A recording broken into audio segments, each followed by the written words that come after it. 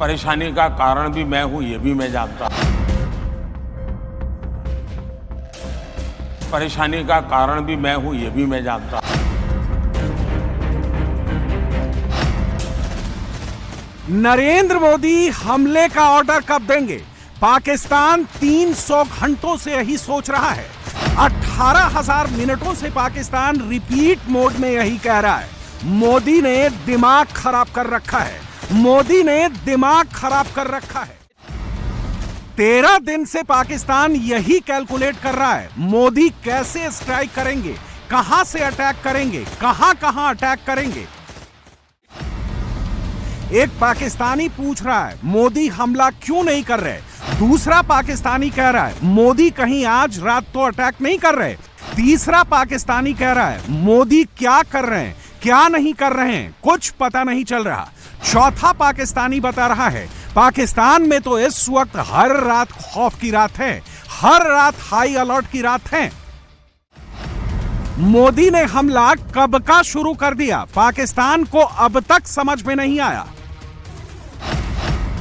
मोदी की सिर्फ military strike pending है, बाकी पाकिस्तान पर हर रोज एक नई स्ट्राइक हो रही है।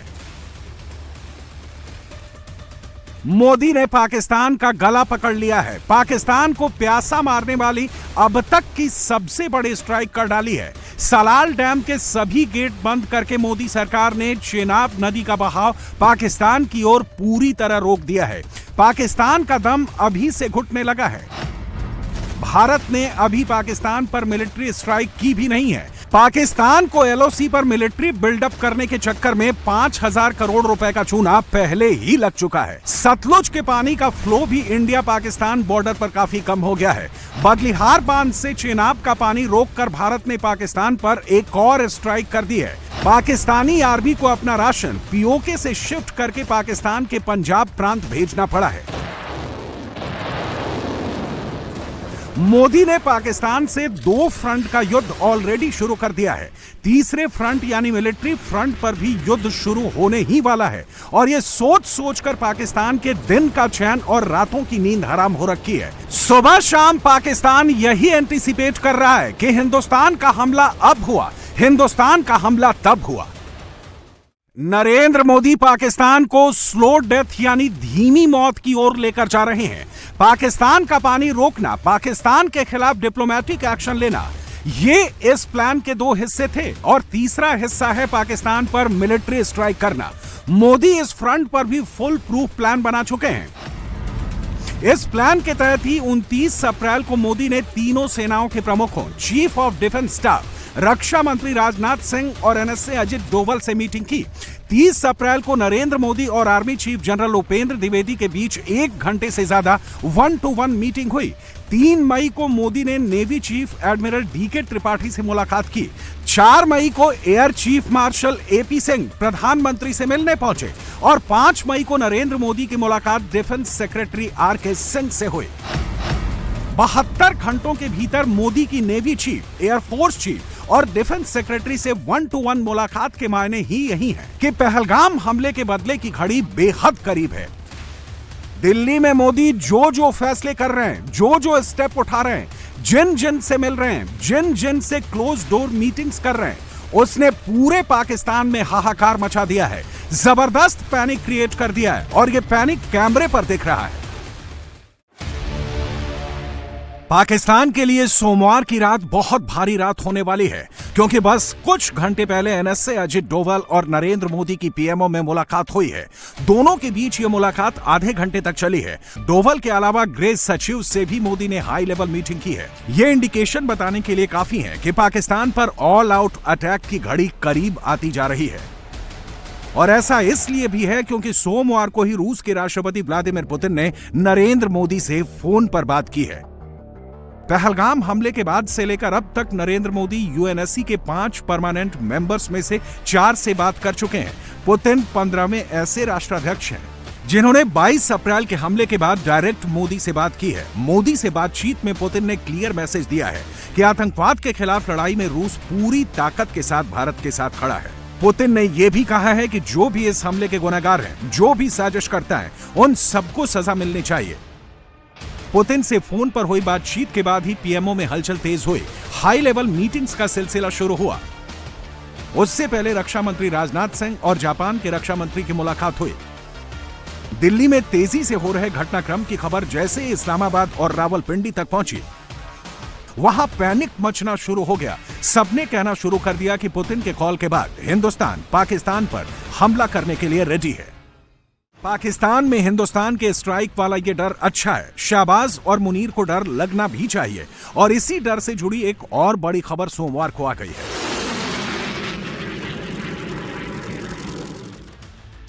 होम मिनिस्ट्री ने कई राज्यों को 7 मई को इफेक्टिव सिविल डिफेंस के लिए मॉक ड्रिल कंडक्ट कराने के निर्देश जारी कर दिए हैं। इस मॉक ड्रिल के तहत एयर रेड वार्निंग सायरन्स के ऑपरेशनलाइजेशन को चेक किया जाएगा। युद्ध की स्थिति में दुश्मनों के हमले के वक्त कैसे बचना है, उसके लिए नागरिकों को, छात्रों को ट्रेनिंग दी जाएगी। क्रैश ब्लैकआउट मेजर्स के बारे में बताया जाएगा। दुश्मन के हमले के हालात में देश के जरूरी प्लांट्स और इंस्टॉलेशंस को कैसे बचाया जा सकता है, इसकी ट्रेनिंग दी जाएगी। मॉक ड्रिल में इवैक्यूएशन प्लान के बारे में भी बताया जाएगा, उसकी रिहर्सल की जाएगी। मॉक ड्रिल के लिए मोदी सरकार ने 7 मई की तारीख चुनी है। तो क्या इसका मतलब यह निकाला जाए कि नरेंद्र मोदी ने पाकिस्तान की बर्बादी की तारीख तय कर दी है और वो तारीख 7 मई ही है? इस तारीख को लेकर पाकिस्तान में अभी से डर वाली कमेंट्री भी शुरू हो गई है। मोदी के सख्त तेवर और हिंदुस्तान के गुस्से से घबराया पाकिस्तान अब इधर उधर भाग रहा है। पहले उसने यूएनएससी में क्लोज डोर मीटिंग की भीख मांगी, फिर पाकिस्तान में ईरान के विदेश मंत्री के साथ बंद कमरे में सेटिंग करने की कोशिश की। सोमवार को ही पाकिस्तान ने 120 किलोमीटर रेंज वाली फतेह सीरीज की सरफेस टू सरफेस मिसाइल की ट्रेनिंग लॉन्च भी की। आप इसी से अंदाजा लगा सकते हैं कि पाकिस्तान इस वक्त कितना डरा हुआ है, कितना सहमा हुआ है। पाकिस्तान के इस खौफ का लाइव प्रसारण सोमवार को वहां के नेशनल असेंबली में भी हुआ, जहां आनन फानन में आपात बैठक बुला ली गई और जिसने माइक पकड़ा हर शख्स मोदी मोदी रटने लगा। सबके चेहरे पर मोदी का ही खौफ दिखने लगा।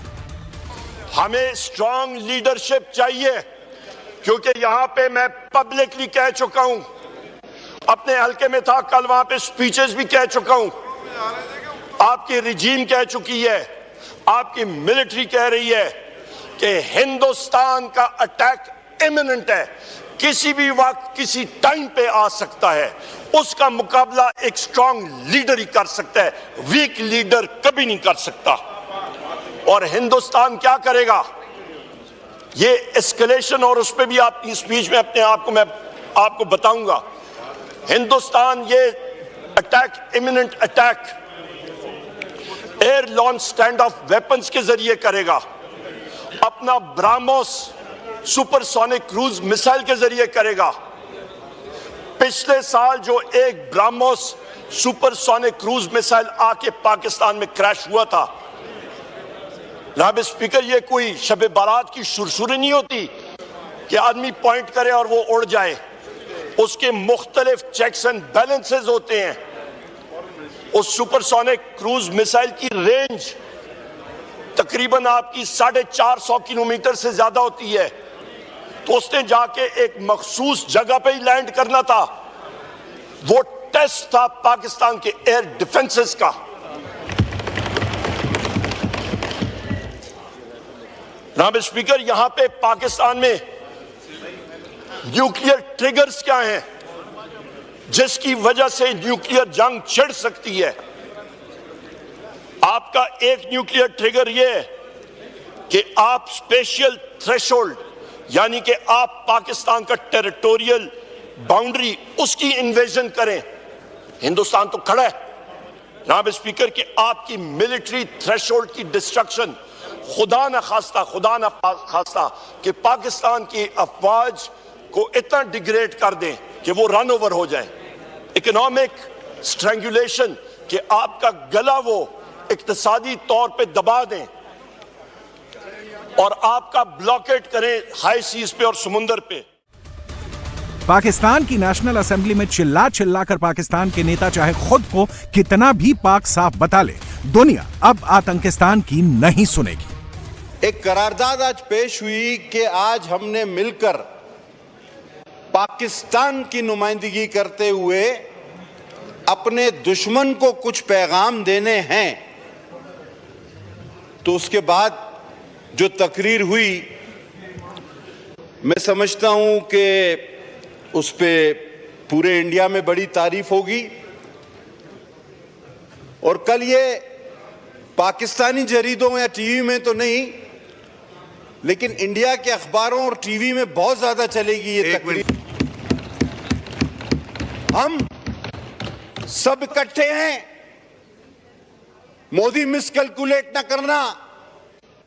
आज तारीख और दुनिया का दूसरा यजीद मोदी बनना चाह रहा है।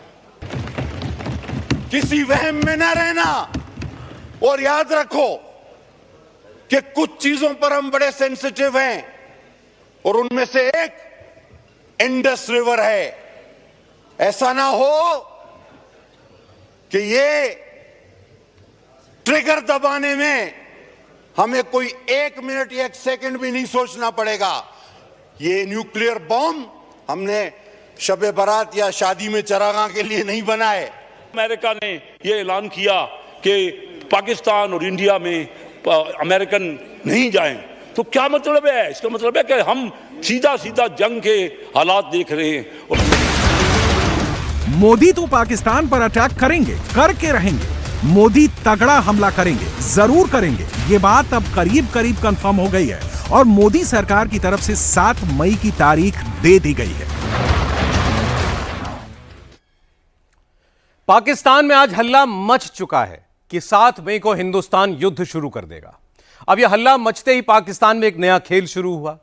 जनरल मुनीर का 3 दिन पुराना वीडियो रिलीज किया गया। उसके बाद जनरल मुनीर फिर गायब हो गया। पाकिस्तान की नेशनल असेंबली में आर्मी को उन्हीं के नेता गालियां दे रहे हैं। गोला बारूद नहीं है, कहां से लड़ोगे? मुल्ला मुनीर को पाकिस्तान की पब्लिक भी गालियां सुना रही है। पाकिस्तान की जनता कह रही है कि ऐसा आर्मी चीफ आया है जो गोला बारूद बेचकर खा गया। मुनीर के बारे में 3 शब्द इस वक्त पाकिस्तान में सबसे ज्यादा चर्चित है। Mister 15%। Whatever form of warfare is applied against us, our retribution will be sharp and painful, and we will certainly strike back far and deep. जब कोई मदरसा छाप आर्मी चीफ बनता है तो अंजाम क्या होता है?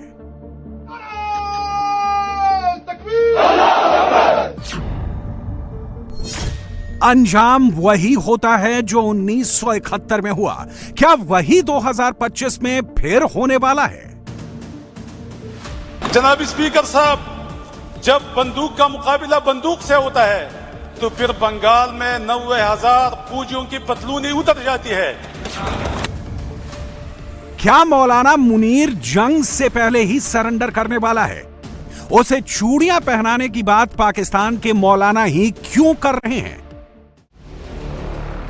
बॉर्डर के उस पार से इस पार तक पाकिस्तान के आर्मी चीफ की थू-थू हो रही है। झोला भर भर कर गालियां पड़ रही हैं। कोई कह रहा है कि पाकिस्तान का आर्मी चीफ मदरसा छाप है। कोई कह रहा है कि आसिम मुनीर सत्ता का भूखा है। कोई सुना रहा है कि आसिम मुनीर भ्रष्टाचार में आकंठ डूबा है। कोई कह रहा है कि मौलाना मुनीर जियाउल हक 2 बनना चाहता है। आसिम मुनीर जियाउल हक 2 बनना चाहता है, ये बात मैंने पहले दिन की थी, बड़ी बातें सुनी थी। आज पूरी दुनिया ये बात कर रही है कि ये आसिम मुनीर और उसका जो सिलेक्ट ग्रुप ऑफ जनरल है वो सारे का सारा ये काम कर रहा है। इंडिया पाकिस्तान की जो टेंशंस है उसमें जो पाकिस्तानी जनरल्स हैं इनका हमेशा से एक तरीका वारदात रहा है। और वो तरीका वारदात क्या रहा है? आपको इस्तेमाल करते हैं, अपने रिसोर्सेज को इस्तेमाल करते हैं, प्रॉक्सीज को इस्तेमाल करते हैं, नेशंस को इस्तेमाल करते हैं, नेशन स्टेट्स को इस्तेमाल करते हैं, अपनी कौम को इस्तेमाल करते हैं और इस्तेमाल करने के बाद टिश्यू पेपर की तरह फेंक देते हैं इस्तेमाल करके। इन आरोपों में कितना दम है, कितनी सच्चाई है, यह जानने के लिए मुनीर की सीक्रेट फाइल्स का सबसे सीक्रेट पेज खोलते हैं। 29 नवंबर 2022 को आसिम मुनीर पाकिस्तान का आर्मी चीफ बना। 18 महीने में मुनीर की दौलत $8 लाख पहुंच गई, जो घोषित संपत्ति है। सूत्रों के मुताबिक अघोषित संपत्ति अरबों में है। विदेशों में भी संपत्तियां हैं।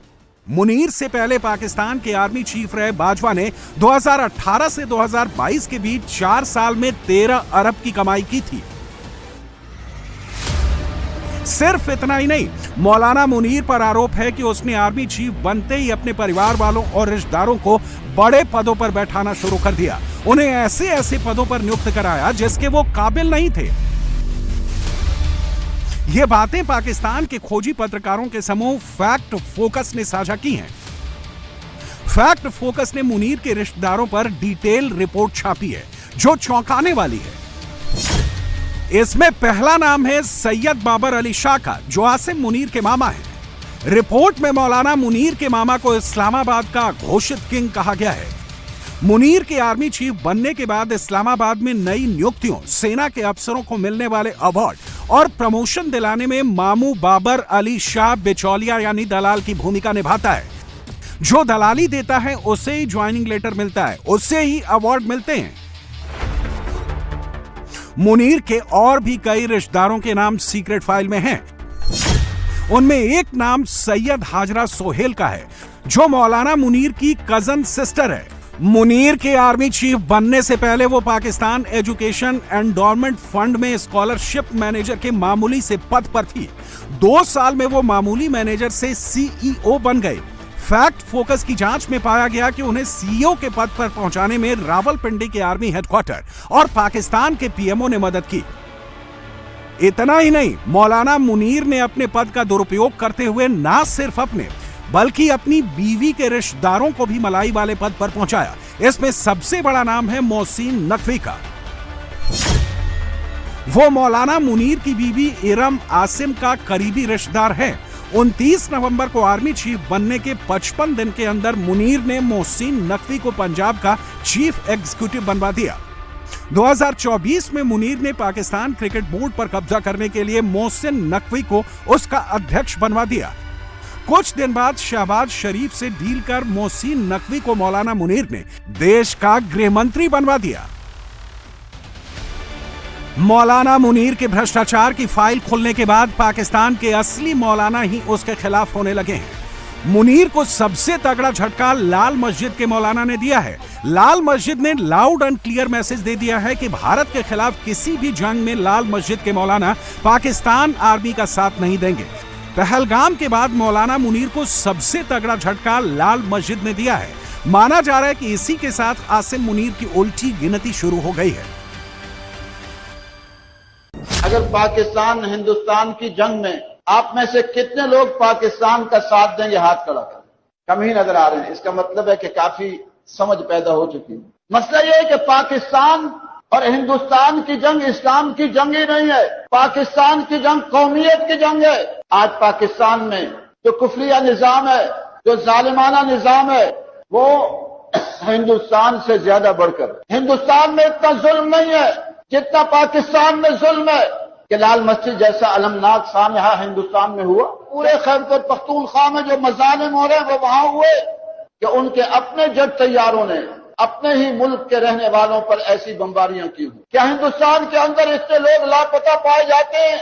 यहाँ जो जुल्म है, और यहाँ नहीं, अक्सर मुसलमान ममालिक का यही हाल है कि नेकी और तकवा के कामों में ताउन होगा, वला तावनु अल इस्म वल उद्वान, गुनाह के और जुल्म के कामों में ताउन नहीं होगा।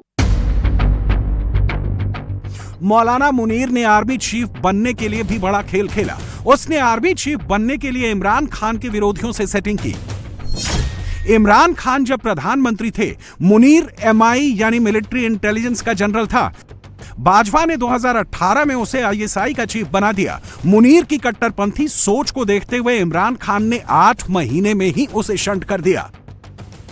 यहीं से इमरान और मुनीर की दुश्मनी की शुरुआत हुई। कहते हैं दुश्मन का दुश्मन दोस्त होता है। शहबाज शरीफ ने 2022 में सत्ता संभालते ही 24 नवंबर को मुनीर का नाम आर्मी चीफ के तौर पर आगे बढ़ा दिया। 28 नवंबर 2022 को मुनीर का रिटायरमेंट था। उस वक्त इमरान के वफादार और तहरीके इंसाफ पार्टी के नेता आरिफ अलवी पाकिस्तान के राष्ट्रपति थे। उन्होंने मुनीर की ज्वाइनिंग का लेटर अटका दिया। इसी बीच शरीफ ने 28 से पहले ही आसिम मुनीर को नया सेनाध्यक्ष बनाने का ऐलान कर दिया और प्रमोशन के साथ रिटायरमेंट की तारीख बढ़वा दी। मुनीर को आर्मी चीफ बनना था और शरीफ खानदान को इमरान खान को निपटाना था, इसलिए यह डील सील की गई। इमरान सत्ता से चले गए, पॉपुलैरिटी कम नहीं हुई, इमरान खान को जेल भेज दिया गया, आवाम पर पकड़ कमजोर नहीं हुई। इसके बाद बुशरा बीवी को भी जेल में डाल दिया गया। इस तरह से मुनीर ने शहबाज के साथ मरियम नवाज को भी सेट कर लिया।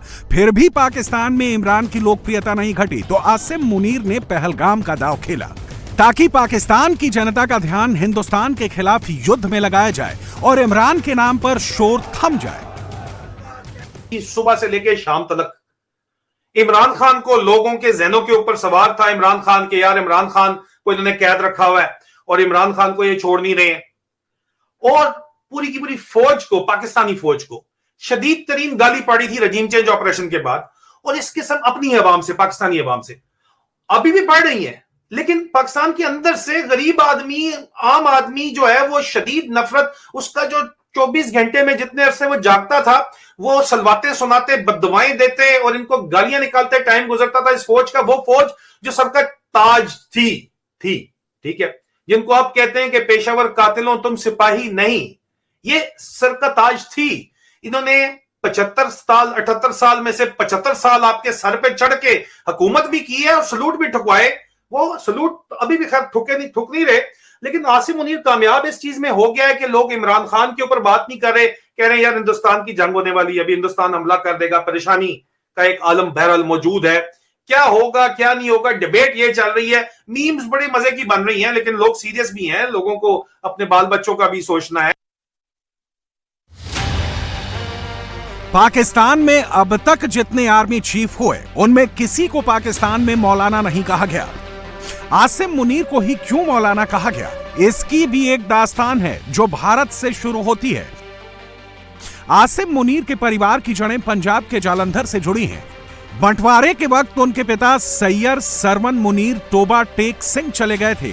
वहां से रावलपिंडी के ढेरी हसनाबाद शिफ्ट हो गए। वहां वो मरकजी मदरसा दारुल तजवीब में पढ़ाने लगे। मुनीर का जन्म 1968 में रावलपिंडी में हुआ। शुरुआती पढ़ाई मदरसे में हुई। पाकिस्तान के बाकी आर्मी चीफ और आसिम मुनीर में एक और फर्क है। आसिम मुनीर की military training officers training school Mangla से हुई है। बाकी आर्मी चीफ एबटाबाद की पाकिस्तान मिलिट्री अकादमी से पढ़े हुए हैं। आसिम मुनीर एक मिडिल क्लास परिवार से आता है। उससे पहले 10 आर्मी चीफ एलीट परिवार से ताल्लुक रखते थे। इसीलिए पाकिस्तानी सेना में आर्मी चीफ बनने के बाद भी आसिम मुनीर वो जलवा नहीं बना पा रहा था जैसा बाकियों का था। इसलिए पहलगाम कराकर भारत के खिलाफ युद्ध का माहौल बनाया। दूसरी तरफ बलोचों को डराया कि उनकी 10 पुश्तें याद रखेंगी, ऐसा जख्म देंगे। और बलूचिस्तान जो है, जो कि पाकिस्तान की डेस्टिनी है, ठीक है, जो कि पाकिस्तान के माथे का झूमर है, तुम 1500 बंदे कहोगे कि जी हम इसको ले जाएंगे, तुम्हारी अगली 10 नस्लें भी नहीं लेके जा सकती। बलूची पहाड़ों में तो मुनीर की सेना को उड़ा ही रहे हैं। बलूच नेता उन्हें बांग्लादेश की तस्वीर दिखाकर मुनीर को उसकी औकात बता रहे हैं। जनरल मुशर्रफ फारूकी उनको इस तरह हिट करेंगे, उनको पता नहीं चलेगा, वो करें।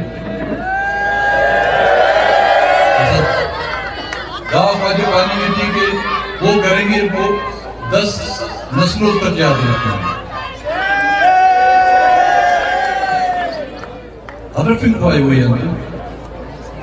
बंगालियों ने जो कुछ आप लोगों के साथ किया वो कितनी नस्ल तक आपको याद है,